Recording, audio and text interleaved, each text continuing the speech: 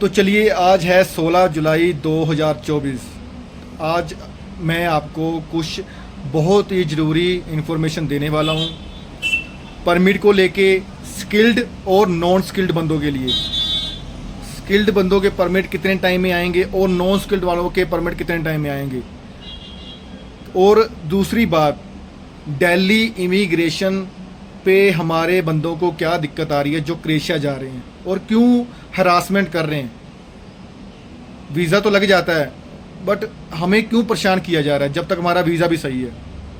Third बात, visa ratio अब के टाइम कितना है और कैसे आने वाले वक्त में क्या सिस्टम लगने वाला है कि वीज़ा रेशो बढ़ने वाला है आने वाले टाइम में। और मेरी इस वीडियो से आपको इतना तो मालूम हो जाएगा कि जो भी नया बंदा अपनी फ़ाइल लगाने वाला है वो किस फील्ड में फ़ाइल लगाए ताकि उसका वीज़ा भी रेशो बढ़ जाए और वीज़ा लग के आए। तो चलिए इस व्लॉग की शुरुआत करता हूँ। वीडियो अच्छा लगे तो सेव कर लेना, लाइक कर देना, शेयर कर देना और लोगों से सब्सक्राइब करवा लेना। तो अगर आज के टाइम की बात की जाए तो सभी लोगों का एक ही क्वेश्चन है, भाई परमिट कब आएगा। फरवरी में अप्लाई किया, मार्च में अप्लाई किया, अप्रैल में किया, मई में किया, जून में किया है, भाई वीज़ा कब लगेगा। सेम मंथ में हमने वीज़ा अप्लाई किए हैं। देखो, मैं आपको पता है, मैं टाइमली आपको बताता रहता हूँ कि आपका किस मंथ के वीज़ा लग रहे हैं, किस मंथ के वीज़ा नहीं लग रहे। और प्रेडिक्शन भी देता हूँ, वो प्रेडिक्शन मेरी सच साबित होती है। आज भी एक प्रेडिक्शन करके जाऊँगा, पूरा वीडियो एंड तक देखना। आज भी एक प्रेडिक्शन करके जाऊँगा जो आने वाले वक्त में सच साबित होगी और आपको पूरी जानकारी मिल सकेगी। तो देखिए, अगर हम बात करें, नॉर्मल बात करें, 100 में से, ध्यान से सुनना बात, ठीक है, और आपकी गलती समझ में आ जाएगी आपकी गलती कहाँ पे है। 100 में से 75% लोग पता क्या चाहते हैं, भाई कोई इंटरव्यू ना देना पड़े, फ्रेशर में हमारी जॉब लगवा दो, हमें कोई काम नहीं आता, हमें बस क्रोएशिया जाना है, क्रोएशिया जाके कुछ ना कुछ पैसा जोड़ना है। ठीक है, चलो फ्रेशर का ये डिमांड रहता है, ठीक है। और स्किल्ड वाला बंदा, चलो मान लो कि वो स्टील फिक्सर है, टाइल मेसन है, कुछ भी है, पर उसको इंग्लिश नहीं आती, वो किसी से बात ही नहीं कर पाता। और अब के टाइम में आपको ऐसा सुझाव दूंगा, आपको क्या करना चाहिए। देखो, परमिट उन लोगों के फंस रहे हैं जो फ्रेशर हैं, स्किल्ड वालों के परमिट नहीं फंस रहे। मेरे कम से कम मेरे पता नहीं कितने बंदे होंगे जो स्किल्ड में हैं जिनके परमिट ऑन द टाइम आ रहे हैं। 2 मंथ में मेरे परमिट आ रहे हैं स्किल्ड वाले बंदों के। और स्किल्ड में कौन कौन है, स्टील फिक्सर है पहला बंदा, ब्रिक मेसन है, टाइल मेसन है, शटरी कारपेंटर है, CNC ऑपरेटर है, टिगमिग आर्क वेल्डर है। इन बंदों के टाइमली परमिट आ रहे हैं और टाइमली वीज़ा भी लग रहे हैं। 60 दिन में, 70 दिन में वीज़ा भी लग रहे हैं क्योंकि ये स्किल्ड बंदे हैं, इनकी डिमांड है। मान लो एक बंदा क्रोएशियन है, उसने अपनी कंपनी के 10 बंदों की वैकेंसी निकाली, उस 10 बंदों की ही ज़रूरत है। मान लो सामने कोई बिल्डिंग बन रही है, उसने अपना ठेका ले लिया, कॉन्ट्रैक्ट ले लिया इस बिल्डिंग का कि मेरे को ये 10 बंदे चाहिए, अगर मैं आने वाले फ्यूचर में इस बिल्डिंग का मैं कॉन्ट्रैक्ट लेने वाला हूँ, ये 10 बंदे मुझे इंडिया से चाहिए। और उसको 10 के 10 ही चाहिए, ना कि 10 में से 9 बंदे चाहिए।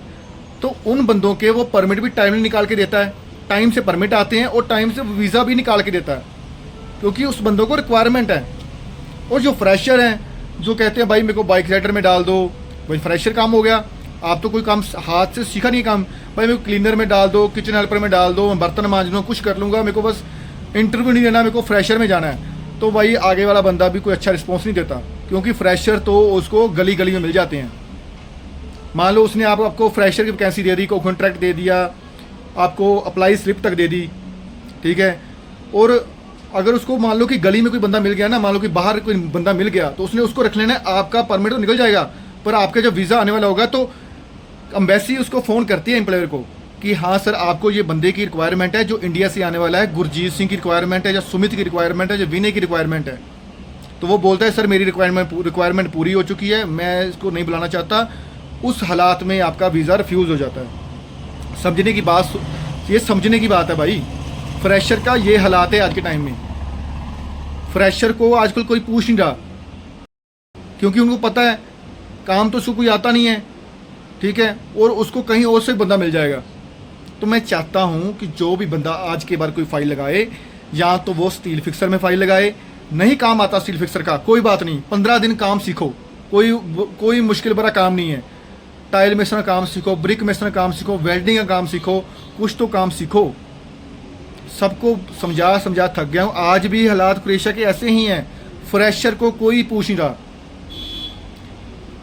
मैं अब की बार पता क्या कर रहा हूँ, मैं पिछले 1.5 मंथ से क्या कर रहा हूँ कि जितने बंदे फ्रेशर आ रहे हैं मेरे पास, उनको बोलता हूँ कि सर आपको स्टील फिक्सर काम सीखना पड़ेगा, और स्टील फिक्सर की काम सीख के मेरे को एक वर्किंग वीडियो बना के देनी पड़ेगी, और स्टील फिक्सर का काम आपको सीख के जाना पड़ेगा। जो भी मेरे को फ्रेशर बोल रहा है भाई नहीं मैं सीख नहीं सकता, ऐसा है, मैं उसकी फाइल पकड़ता ही नहीं हूँ, मैं उसको साफ मना कर देता हूँ। पैसे का लालच छोड़ो यार, मुझे ये है कि बाहर जाके बंदा इतना पैसा तो कमा सके जितना लगा के जा रहा है, बाद में बाहर जाके गाड़ियाँ निकाले फिर क्या फ़ायदा। तो अब से आप काम सीखना शुरू करो, वेल्डिंग का, टाइल मिशन का, स्टील फिक्सर का, क्योंकि कंस्ट्रक्शन वाला काम बहुत ही बढ़िया काम है, अच्छा पैसा बन जाता है, और टाइमली आपको सैलरी मिल जाती है, अकोमोडेशन अच्छी मिल जाती है, और खाना अच्छा मिल जाता है। फ्रेशर बंदे की कोई ज़िंदगी नहीं है बाहर।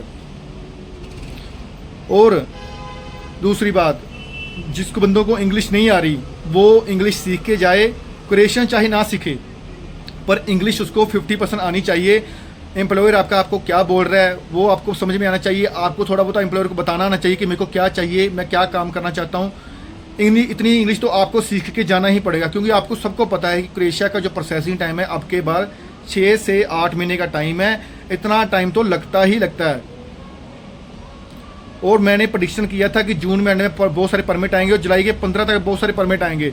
तो ये भाई मैं नहीं बोल रहा, ठीक है, बहुत सारे लोग बोल रहे हैं कि बहुत सारे परमिट रिलीज होके आए हैं। और वीज़ा का रेशो उसका बढ़ेगा जो स्किल्ड होगा, जो अनस्किल्ड होगा उसका वीज़ा रेशो सिर्फ 70% है। जो स्किल्ड बंदा है उसका 95% वीज़ा लग के आएगा, क्योंकि एम्प्लॉयर को आपकी ज़रूरत है, ठीक है, एम्प्लॉयर को आपकी ज़रूरत है, वो आपको बुलाना चाहता है किसी भी हालात में। इसलिए स्किल्ड में जाओ, अनस्किल्ड में मत जाओ आज के बाद। ये आने वाले वक्त में बहुत सारे लोग बोलना भी शुरू कर देंगे कि स्किल्ड में जाओ, स्किल्ड में जाओ।